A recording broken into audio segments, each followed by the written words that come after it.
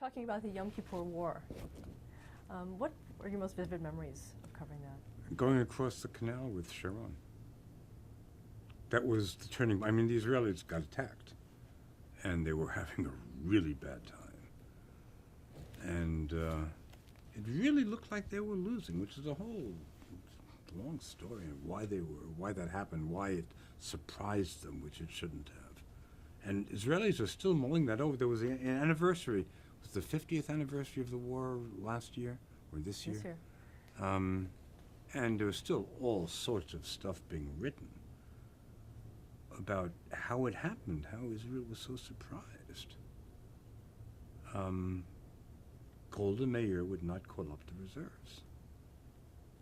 So there was nobody on the Israeli side of the Suez Canal when the Egyptians came over. And Sharon turned the war around by disobeying his orders and crossing the canal and getting behind the Egyptians. And then Israel won the war. And you were actually there? Yeah. But until before that happened, things were looking very dire. I mean, I don't think anyone expected, unless they got very emotional, logically or strategically, I don't think anyone expected Tel Aviv to get obliterated. But it looked like the Israelis were going to lose to Sinai for a while, or the Golan. Now, maybe ultimately would have been a good idea politically, but militarily the Israelis were in very bad shape for the first several days of the war, and taking enormous casualties. Did you have a chance to interview Ariel Sharon at the time? Not at the time, no. I got to know him very well, decades later. But at the time, no. I mean, Ariel Sharon was then the hero of Israel. They called him Ariel Hamelach, as I recall, which is Ariel the king. He got to be a very controversial, divisive figure later on. Ironically, first on one side, then on the other side of the Israeli political spectrum. But then he was a savior, and it wasn't exaggerated. Look, any correspondent who's covered a war who tells you that he's just down the middle, just covering the war and perfectly balanced, perfectly objective. He doesn't care who wins. He's just covering the story. I could use some vernacular, but I don't imagine you want vernacular. Don't listen to him. It's nonsense. It's never like that. You're always sympathizing with one side and not the other. And usually you're sympathizing with the underdog. And for the first week of that war, Israel had not yet really shown what some would call today, let's just say, its other face. Back then, Israel had the sympathy of everyone. And there was no Palestinian problem. Of course, it was there, it just hadn't surfaced yet. So we were all very worried, and with the Israelis, and we were very, I was very happy when Sharon made it across the canal. Does that mean, your coverage is unbalanced? Yeah, probably. But it is what it is. In Northern Ireland, we were all sympathizing with the Catholics. It wasn't me. We all were. Even the British journalists, not even they in particular, because they were so ashamed at what the British Army was doing in their name. When the Turks invaded Cyprus, you automatically sided with the Greeks. They were being invaded. Now, the Greeks had behaved very, very badly in Cyprus for a long time before the Turkish invasion. They were the ruling minority. But the Turkish invasion was pretty ugly. And they ironically, they just destroyed some cities. A big city, Famagusta, for example, which has never been populated again. The Bosnian War? I don't think you'd find a journalist who had any sympathy at all for the Serbs, because we were all in Sarajevo, and Sarajevo was getting blasted by the Serbs who were in the hills. Sarajevo was down the hill, and the Serbs were up in the hills with artillery, blasting Sarajevo and killing civilians. And it was a very dangerous place to be, because, when you're covering war, you figure out how to try to stay safe. But in Sarajevo, there was no way, because the Serbs were firing into the city, but with no precision. The artillery could land anywhere, the mortars could land anywhere. So just being there was dangerous.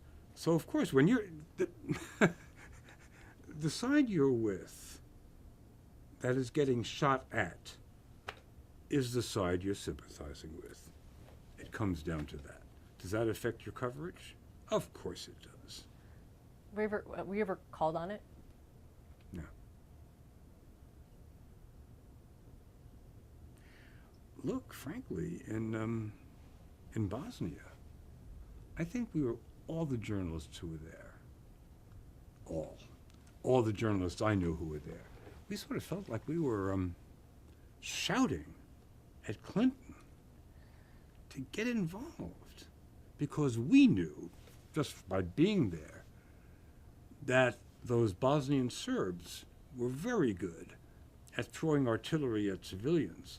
But if an American tank showed up, they'd be heading for the hills, which is eventually what happened, of course. I mean, the minute the Americans arrived, the Serbs disappeared. But we knew from what was happening in Sarajevo, we thought that the Clinton should have intervened long before he did. Have you ever done anything like that, where you would actually try to get through other channels to say? No, I'm not talking about other channels. Just the broadcast. We Right. were showing what was happening in Sarajevo. And again, no, in that sense, the coverage was exactly what it should have been. Once again, the pictures told the story. We didn't have to do any narration. You see, 100 Bosnians standing on line, and we're talking Bosnians, which was different from any war we had ever covered before, because every other war, aside from the Yom Kippur War, Yom Kippur War was partly Third World, but the war in Bosnia was the first time that it was a European war where the people you were with looked like your grandmothers and your cousins. Now that obviously, it obviously has an effect on you. And,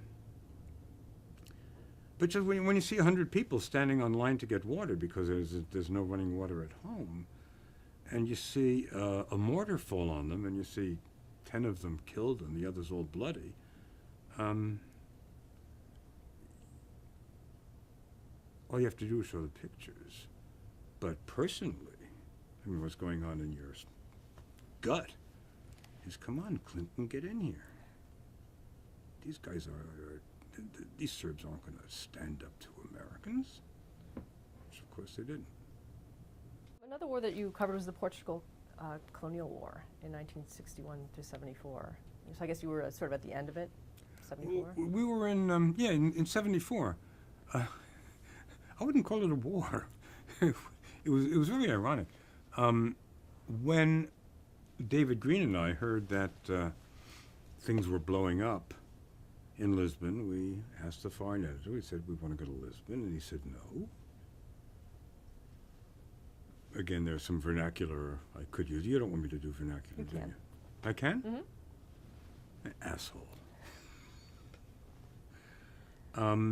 But then a day later, he realized that it needed to be covered. But obviously, the Lisbon airport was closed by then, and the borders were closed. So we flew to Madrid and rented a car and drove to the border, and there was a line of about 5 miles of cars waiting for the border to open. But David, who was very ingenious and just had a remarkable sense of geography. We drove through fields and farms, and I remember building one little bridge over a brook. And we were and then eventually we were on this road, and we saw a car with Portuguese plates. And we said, wow, we've done it. So we drive to Madrid, obviously check into the Ritz Hotel. Drive to Lisbon. And half hour after we got there, the border was open, and 500 journalists arrived. Luckily, we got the nice rooms at the Ritz. But what a disappointment that was. It wasn't a war. I don't even remember if there was any violence. It was tumultuous, and it was joyful, because once again there was the good guys and the bad guys. And the good guys were the soldiers who were sick to death of fighting in Angola and Mozambique, and the bad guys were the fascists, Caetano and his crew. And the soldiers had won over the hearts of the people, obviously. So there was it was a very, very happy place to be. And I remember the head, or the most important exiled politician, was a guy, I don't remember his first name, was Suarez. Lisbon has a beautiful railroad station. And when he arrived on a train, it was as good as it gets. And 10 years later, he was just another politician, which is what always invariably happens, one way or another. The heroes become politicos. But that was an astonishing day. Were you the only one covering it, or? Oh no, everyone was everyone there. Okay. Right. In 1977, you were assigned to the CBS News Tel Aviv bureau. Yes. How did that come about? I was I was in London, and I asked for it. And I asked for it because I was really look, from the days I first hitchhiked around Israel, and then covering the 73 war, Israel what was going on there meant more to me than, frankly, what was going on in Nigeria or another 50 countries I could name.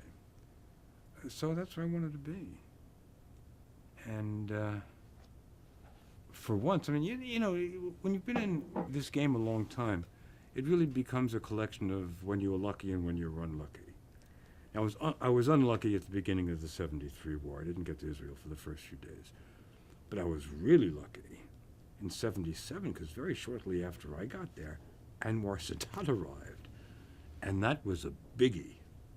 And in fact, when I saw Sadat walking off that Egyptian airplane, I was thinking to myself, okay, I never thought that I would be present at a story that would come close to the last day of the war in Saigon, to the Americans losing a war.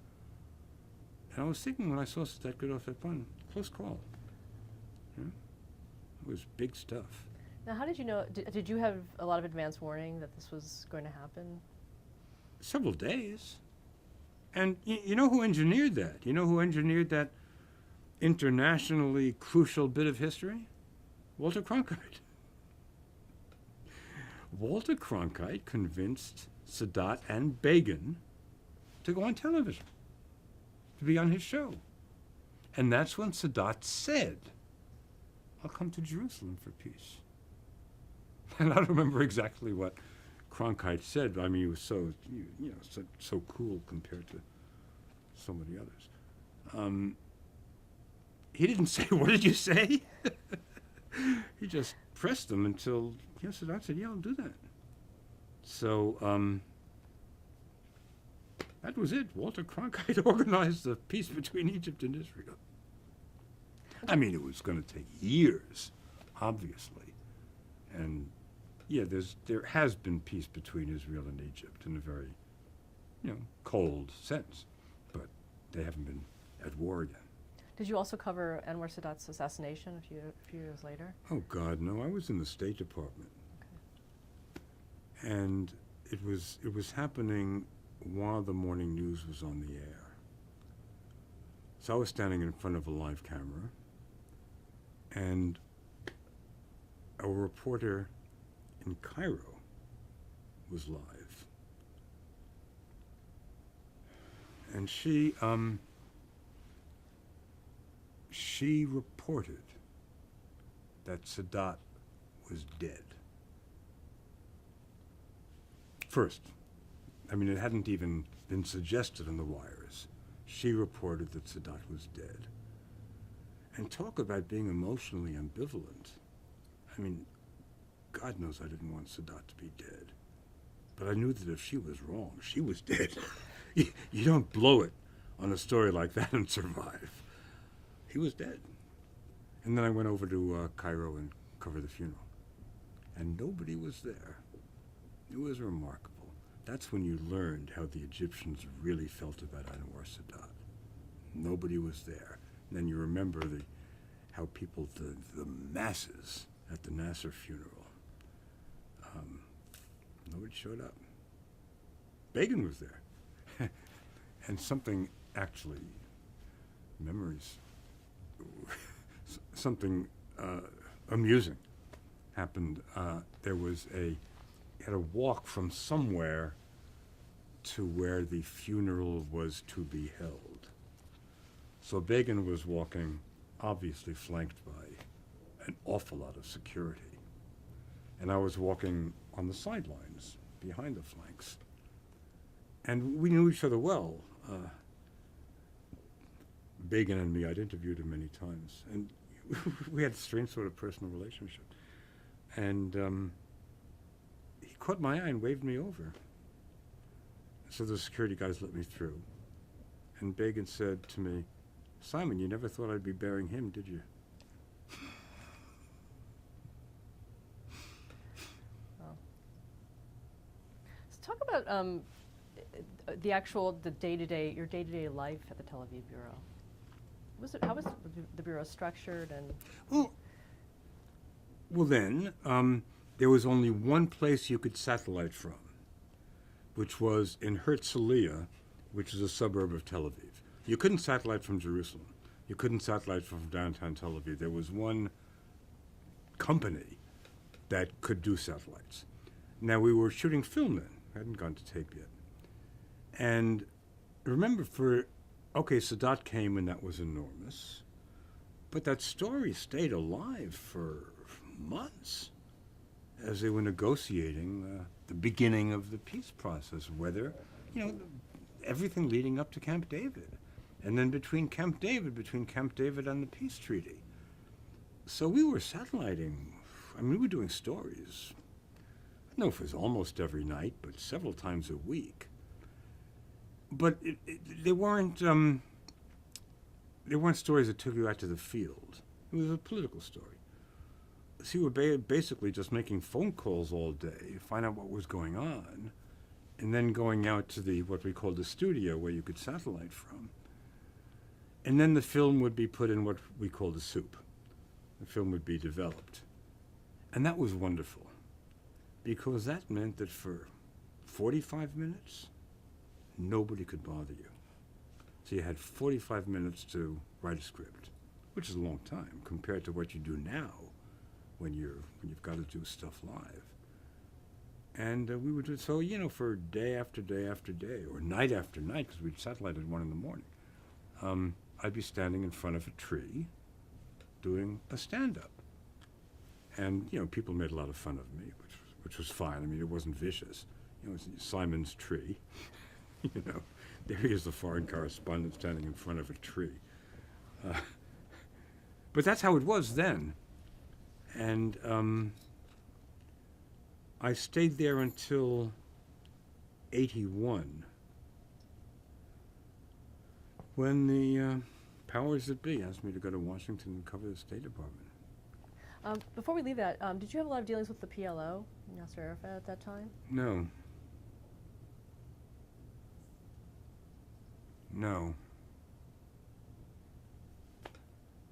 I'm trying to remember. I mean, listen, my sense of what happened when is a little fuzzy. But the West Bank wasn't the story then. So the PLO then were terrorists. So we covered their attacks, and most of which were outside Israel. I remember there was one in. I just remember flying all over the place covering Palestinian terror. But did we have personal connections with the PLO? Not much. That would happen much later. Okay, so let's move on to, you mentioned that you then went to the State Department for CBS News. How did that come about? They asked me to. Did you want to? No, I wanted to stay in Israel. But at the time, I know, let's be honest, that the CBS executives thought that Simon's pretty good. So let's advance his career. State Department, big beat. Marvin Kalb had covered the State Department. I also then didn't realize what I realized much later, and have regretted that ever since, that when the executive asks you to do something, you can say no. I didn't know that then. So I went. And I hated it. I just hated it. In a cubicle with everybody you called was lying to you. And there was this atmosphere which still prevails today, which is why Washington coverage, with very few exceptions, is so horrendous. That access and playing the game go together. That if you're covering the State Department and you really start dissing on the Secretary of State, nobody's going to take your calls. And that happened to me once. For a couple of months. So I hated that. I hated that form of news coverage. And, Washington is a town, whether you're a politician or a lobbyist or a journalist, it's a town of careerists. Everyone's looking at the next step. And that wasn't me. I was never ambitious, really. I just loved what I was doing. I never wanted to be an anchor. Were there any big stories that were happening at the time? Yeah, now I was lucky, because the big story was the British invasion of Argentina. And Haig went down there before the war to try to prevent the war, to negotiate. So I went down there with him, because I was the CBS State Department correspondent. So I covered his visit, which accomplished nothing. And when the press plane flew back to Washington, I managed to miss the plane. It was the only time I missed a plane. But it was totally deliberate. I went into hiding. So then I stayed in Argentina and covered the war. And not that we ever got anywhere. We never got to the Falklands. So in fact, there was stuff going on. The British were, the story of the Sheffield was an enormous story. There was stuff going on in Buenos Aires, but it wasn't real war coverage. The real war was happening in the Falklands, and there was no way to get there. Nobody got there, except the people who were traveling with the British fleet. So they got there with the British in a very traditional war coverage kind of way. But then, while I was still in Buenos Aires, the Israelis invaded Lebanon. So I went from Buenos Aires to Beirut. And that was, I don't know if I went directly to Lebanon, but I was there very, very soon after Argentina. And that was, one of the really big ones, and one of the really dangerous ones. And it was the first time that the Israelis showed what I call their other face, bombing Beirut. And while I was there, the president of CBS News, it was maybe, I don't know, it could have been Bill Leonard, I'm not sure, called me and said, Bob, we see that you're not crazy about covering the State Department. So we want to make you national correspondent. And listen, I'm no idiot. I knew that was totally meaningless. But I said, great. anything, anything to get out of the State Department. So I went back to Washington and for a while stayed there. But I wasn't covering Washington anymore. I was just traveling. It could have been, I could have been living anywhere. I was traveling and doing the same sort of stuff I had been doing out of London. And then one day, it's a very sensitive thing, but what the fuck? Excuse me. I got a call from the vice president of CBS News and said, I want you to move to New York. I said, you're joking. Yeah, we've got a house here, my kid's in school. And I said, well, we want you to move to New York. I said, well, listen, if I do that, I don't remember exactly what I said, but it was, I'm going to need an apartment. I said, you got it. And I want to be able to either return to Washington and have my family come up to New York at least every weekend. You got it.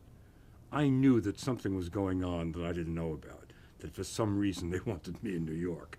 And when, these were Dan Rather's days, when Dan Rather wanted something, he got it. For some reason, and I know what, but it would be, I'm not going to touch that. Dan Rather wanted me in New York. So then I just worked out of New York for the next several years. Sometimes, you know, spending some time in Washington, but I was in the New York bureau. Did you work directly with Dan Rather on this, or? Well, no, I was an evening news correspondent. So whenever I covered a story, it was for the evening news with Dan Rather. And we wound up in the same place many times because, you know, Dan Rather began the tradition, whatever you think of it, and I have thoughts about it, of going to a story himself, as opposed to sitting in a chair the way Walter Cronkite did and introducing the correspondents who were there. Rather wanted to be where anything was happening. So we ended up together in many places, Haiti, Somalia, Hong Kong for the changeover. You know, I'm sure a lot of other places too. So yeah, I mean, I knew him, but like that, I knew him. How'd you feel about that? That you were now working together, or that that he was he trumping you at all in any way in terms of being on camera, or? Oh, sure, no. I mean, when Rather showed up at a story, it was his story, and he was what we call Bigfooting you. But you knew that was the game. I mean, didn't even resent it. That was the game, and that's how it was played. If another correspondent were to be sent in, he'd be furious, either homicidal or suicidal. But when Rather came in to take over a story, hey Dan, how you doing? Good to see you. Now, what were some of the big stories that you were covering out of New York?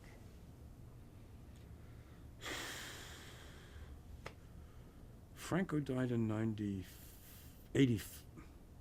No, Franco was long before that. What was I covering out of New York? God, if I remember, just wherever anything was happening. I know I spent a lot of time in South Africa. I went to the Philippines for the end of Marcos. I spent a lot of time doing Southeast Asia Revisited, Vietnam. In fact, we did we got into Vietnam in 1985, exactly 10 years after the war ended, and did a 4-part series on Vietnam 10 years later, which I think, being honest, is as good as anything I've done. What made it so good? Well, first of all, I was so I knew Vietnam. I was very involved in it. And the thrill, I don't know if you can begin to imagine the thrill after having covered Vietnam and covered the end of the war, going to Hanoi. I can't describe it. It was just an amazing feeling, being in Hanoi. And what inspired very strong and ambivalent emotions was how friendly they were. We bombed the shit out of them. Killed thousands. And here we were, Americans. We didn't pretend to be anything else. And they were friendly. Got extraordinary personalities. And there's one, I don't keep war pictures in my office, but there's one picture I do have, only one, which became very relevant last week. We interviewed General Giap. Nguyen Van Giap, the Nguyen Van? We interviewed General Giap, who was the North Vietnamese communist general who kicked out the French in the Vietnam French War just sort of as a dress rehearsal for knocking out the Americans, who we knew was going to be the big one. And there I was sitting in a room interviewing Giap. And that's the picture I have on my wall. That was 10 years later? It was in 1985. And Giap died last week. So that was, that brought back a lot. And yeah, there's a picture of Giap sitting down and cameraman, who was Norman Lloyd, sound man, me and Giap. And we did the interview in French because I'm married to a French woman. I spent 2 years in France. And he didn't speak English, but all the Vietnamese of that generation, whether they were South Vietnamese or North Vietnamese communists, they all spoke French. So I interviewed him in French. And I don't remember very much of interviews I've done, but this one, I asked him, I'll do it in English, I asked him if he ever doubted for a minute that he was going to win the war. And he said, "Non, jamais, never." It just struck, it just struck you as deeply as anything struck you, because he meant it. You can tell when a guy is bullshitting. When you've been in the game as long as I've been by that time, you've got a pretty sensitive bullshit detector. And he meant it from his soul. He never doubted that he was going to win the war. What was your response to that when he said that? Oh, I didn't have a follow-up question. what do you ask after that? Well, so I just sat there stupefied. And, yeah, mind blown. In 1987, you returned to the Middle East as the chief Middle East correspondent. That's right. And that was, as so many things, ironic. I'd broken my back, ruptured a disc, a couple of months before that, and I was crippled. And the same vice president, David Buxbaum, who had asked me to go to New York several years earlier, I didn't know what I was going to do, because I couldn't be on airplanes. I tried it once, and it was impossible for me to sit in a plane. So Buxbaum called me one day and said, "Look, the guy in Tel Aviv, our correspondent in Tel Aviv, his term is up, he's leaving. Why don't you go to Tel Aviv? There's nothing going on. Spend 6 months lying on the beach. And, when you feel okay again, call me and we'll figure out what to do next." So that's what I did. I went to Israel and lay on the beach for a couple of weeks, and then the Intifada began, which I guess was the longest running story I've ever covered. And again, we were getting on the air every night. It was a story that never ended. So that's what happened when I went back to Israel. What's your main memory of the Intifada and coverage of it? It was, frankly, it was every day. And after a while, you got very sort of, well, cynical. And it was difficult to write a different script because every day it was Palestinians throwing rocks at the Israelis, and the Israelis retaliating at first with tear gas. And the tear gas is miserable stuff. But it was, that's it. It was a daily routine. Which is why after a while, the story, this happens all the time, that the event didn't change. It continued. But the story waned because, the essence of a story, it has to be a surprise, something unusual. That's a story, something you weren't expecting. And when the Palestinian Intifada began, when the Palestinian kids started attacking Israelis, whew, God, that was enormous. But when it settled into a routine, months later, it was over as a story. Yeah, but your cameras also captured some Israeli soldiers beating some of the kids. Yes. Yes, that was a special day. Again, it was a routine day. We were in Nablus, and Palestinian kids were throwing rocks at the Israelis.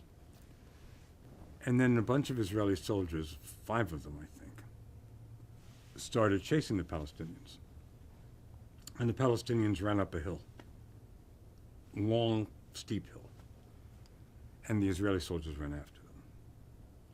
So I started running after them with the cameraman. It was Moshe Alpert, an Israeli. And Moshe Alpert was a bird watcher. This was his passion in life. So he had a really long lens. And he said, "Don't be silly. We'll never catch up with them. Are you kidding? Stay right here on the road." And he very leisurely took out his tripod, set up his camera, and caught the Israelis taking rocks and hitting the Palestinians with the rocks and just beating them up. It was something awful. I'd never seen anything like that before. Yeah, I've seen people being shot, but I never saw that close up. It was a horrible thing. And frankly, I jumped out of my role of reporter, if you will. And I just started running up and down the road to the Israeli officer saying, "Hey, you know what's going on up there?" No response. And when that footage played in America,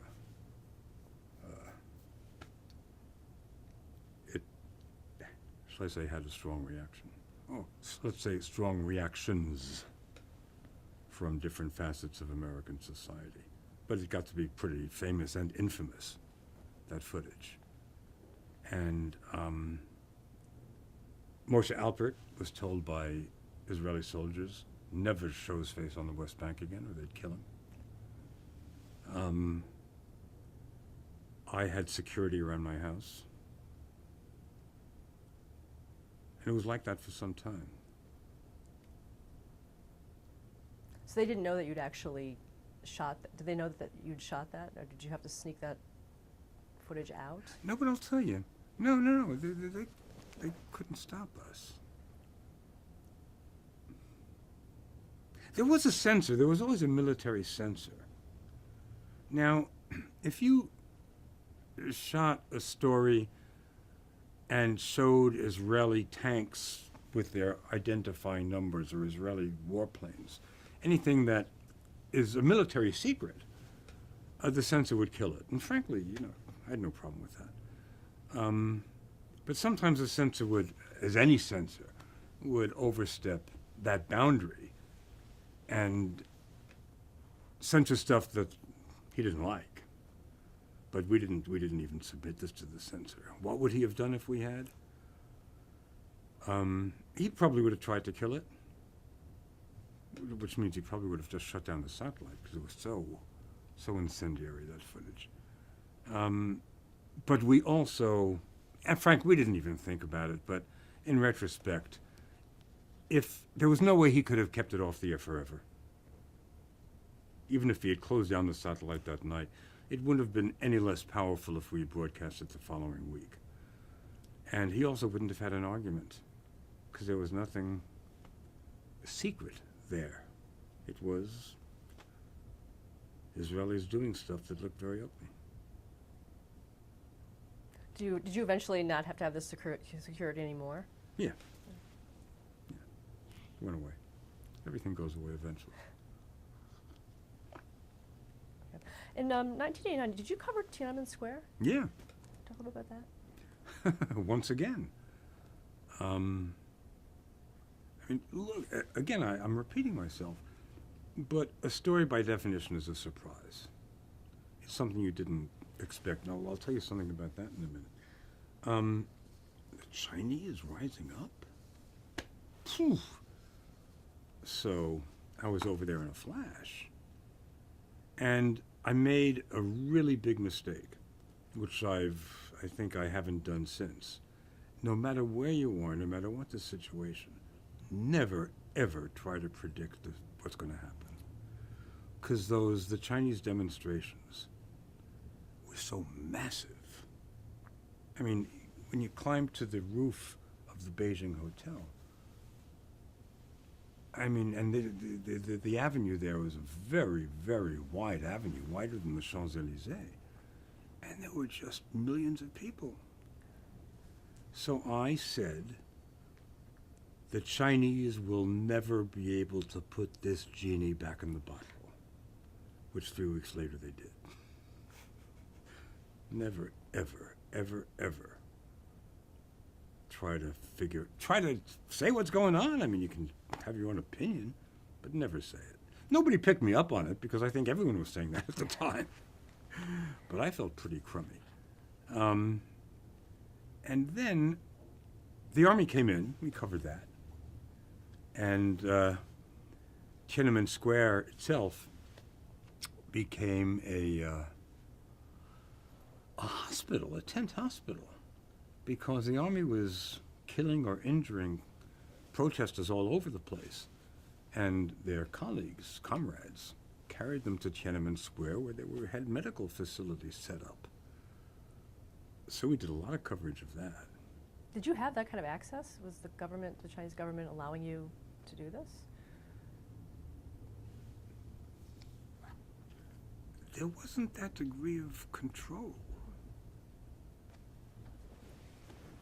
The Chinese government had never faced anything like that before. And when a power is surprised, it takes some time to figure out how to deal with it. Like, it took the Israelis a long time to figure out how to handle the Intifada. In fact, they never really figured it out. Because the Israeli army was equipped for war with Egypt and Syria. It wasn't equipped to handle street protests. Now it's become a science. Governments know how to do that. Witness Tehran. But no, we just roamed around. And when we were shooting the Chinese tanks, there was no problem. And then, but it was, these alternating good lucks and bad lucks. After this had been going on for a while, with very sort of similar things going on it was continuing, but it wasn't quite as exciting as the first couple of weeks of this. The foreign editor called me and said, "We're cutting down the size of the bureau. We want you to go back to New York." I said, "You're joking. You're fucking joking. The army's there's gonna be a massacre." He said, "It's from on high. Come back to New York." I went back to New York. And the Tiananmen Square massacre happened 4 days later. And I called him, and this much vernacular you don't want to hear. And he said, I said, "I'm going back. fire me, but I'm going back. He didn't fire me. I went back.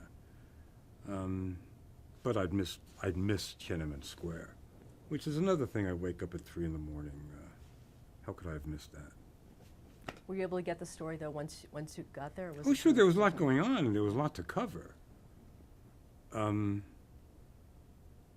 was a hell of a story still going on, but and by that time it was very difficult to cover, because by that time the regime, let's not call it a government, the regime was in power, had taken charge, and when you were wandering around with a camera, it was precarious.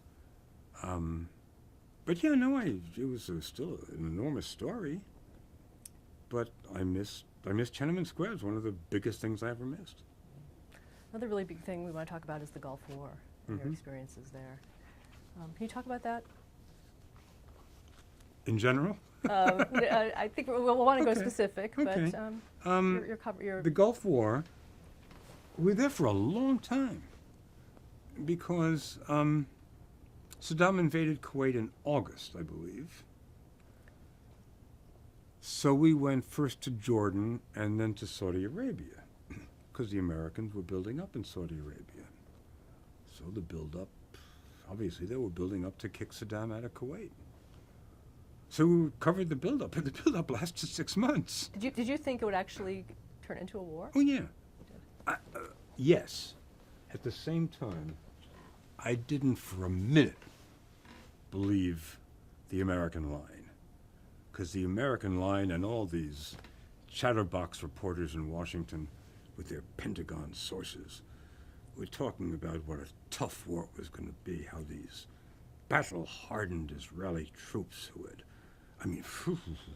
how these battle-hardened Iraqi troops who had been at war with Iran and who knew close combat, it was going to be really tough for the Americans. And I'm sitting there watching the American equipment arrive. Kidding? It'll be over in a few days. I didn't know it was going to be over in a few days, but I knew it wasn't going to be a war as such. That the minute the Americans showed up in Kuwait, it was all over. But the big problem then was, again, the Americans had learned from Vietnam, or had thought they had learned from Vietnam, that if you give the press free rein, if you give them access, it's going to cost you. You don't want reporters roaming around. So you couldn't move anywhere during the American buildup without a military escort. And when you asked to cover something, a particular unit somewhere, it was the military public relations machine that would decide whether or not they would take you there with a military escort. And it was driving us crazy, those of us who were old enough to have been covering other wars. So one day when it, just after the air war had begun, just about, I think 2 days after the air war had begun, cameraman Roberto Alvarez, soundman Juan Caldera, and producer Peter Bluff and I just drove out of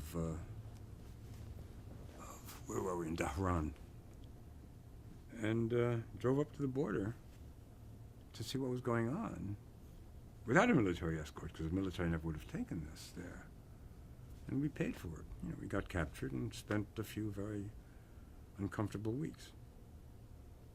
Can you talk a little bit more about that? What that was actually like? You know, not really, not much, because then it gets to be sort of almost pornographic. They treated us really badly, and I thought they were going to kill us. And I think they would have, except things happened right as the war was ending.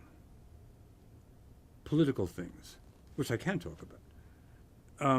All of a sudden, we were just released at 3 in the morning. Didn't even know what time it was. We just knew it was dark. We were shoved out of our cells, the 4 of us. We didn't even know we were on the same prison. And shoved in a truck, a van. And we thought they were taking us to kill us, which we thought they were going to do for a long time. But instead they dropped us off at the hotel, the El Rashid Hotel, and that was it. We didn't find out for months what had caused that to happen. But that was it. We were out of there. You said it was political. How? What happened was this. Kissinger called, okay, the only powers that Saddam had relations with, because remember, even the Syrians were with the Americans in that war. The Americans had co-opted the entire Middle East and Europe. Everyone was in that war, fighting against Iraq. So the only people that still had relations with Saddam were the Vatican, King Hussein, the PLO, and the Russians. And it was the Russians who were supplying Saddam. Now, obviously, once we were captured, CBS went through all the channels. They went to the Vatican, they went to King Hussein.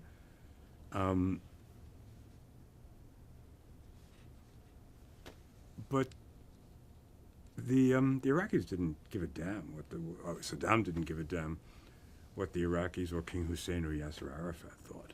They had to pay attention to the Russians, because without the Russians they were totally dead. And Kissinger called Gorbachev. Gorbachev took the call, and Kissinger asked him to see to it that we wouldn't be killed and that we'd be released. And again, this is stuff we learned months later. Tariq Aziz, Saddam's prime minister, went to Moscow, and Gorbachev said to him, release those Americans now. So that's one night we found ourselves shoved out of our cells. Now, why did they hold you? Did they really think you were spies? They didn't know who we were. They certainly didn't believe that we were journalists. Because, obviously we had all the journalist credentials, but the Iraqi regime had no notion of what we call a free press. I mean, their foreign correspondents were all working for the government in one way or another, for the Muhabarat, for the Secret Service. So that's they thought we were CIA, and they told us that. But I don't think they were 100% sure. So they just held on to us. There was no sweat off their brow. It wasn't costing them what it costs a state in the United States to keep a prisoner in jail. The rations were slim. It wasn't costing them any money. No, you wrote a really beautiful book about it. I don't think it was a beautiful book. I haven't looked at it since because I don't think it was a good book. But I wrote a book. Now, did you know what was going on outside at all? Absolutely nothing.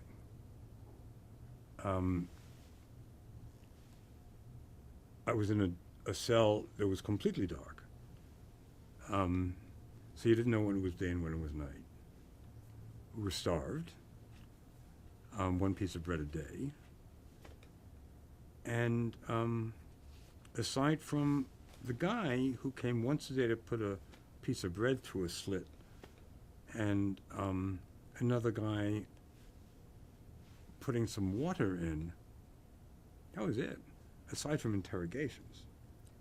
Now, in one interrogation, the Iraqis, the interrogators, blindfolded for the interrogations, they said that Iraqi agents had assassinated the president. He said, okay, and the war was, the Iraqis were winning the war. I didn't believe it, but I sure didn't say, no, I just shook my head. Now, the big, horrible thing, I mean, aside from the way we were treated, was American pilots were also taken to the same prison. Some of us have stayed in touch. And from the amount of bombing, remember, we were in downtown Baghdad, and the bombs were falling all around us from the Air Force. And, we assumed that the war was just about over, that the ground war was, that the American troops had knocked everyone out of Kuwait. And a pilot was shot down, who I managed, I don't remember exactly how, maybe through the slit in the door. I said, "Is the ground war over?" And he said, "The ground war hasn't begun." Holy shit. That was a bad moment. And, it was, from our circumstances, got worse and worse. Did the Iraqis have any inkling that you had been based in Israel? If they had, I would have been shot immediately. No question about it. The irony here, again, good luck. When we registered with the army in Dhahran, where the military buildup was taking place in the desert, we had to get credentialed by the army. And I'm online, and when I get to the table, the guy takes my picture and name, organization, age, blood type, religion, and I said Jewish. And he just looked at me and said, "You sure? You know where you are?" And I said, "Okay." Put down Christian. They would have shot me instantly if they had seen that. Now, Iraq was so out of touch with the rest of the world that they didn't know I was based in Israel until an interrogation like 39 days after we were there, when they called me in and said, "Now we know who you are. You're Jewish, you're based in Israel, and you work for the Mossad." Well, 2 out of 3 wasn't bad. So it was all over. He said, "Your trial is going to begin next week." And remember, there was an Iranian journalist who'd been, is it hung or hanged, by the Iraqis the previous year, Basoft. And they kept on mentioning his name to us, or to me anyway. But then it was like the night before the trial began, and I don't think I would have had a very effective defense team. Before the trial began, we were released, so that's why I'm sitting here today. So let's stop here and change the tape.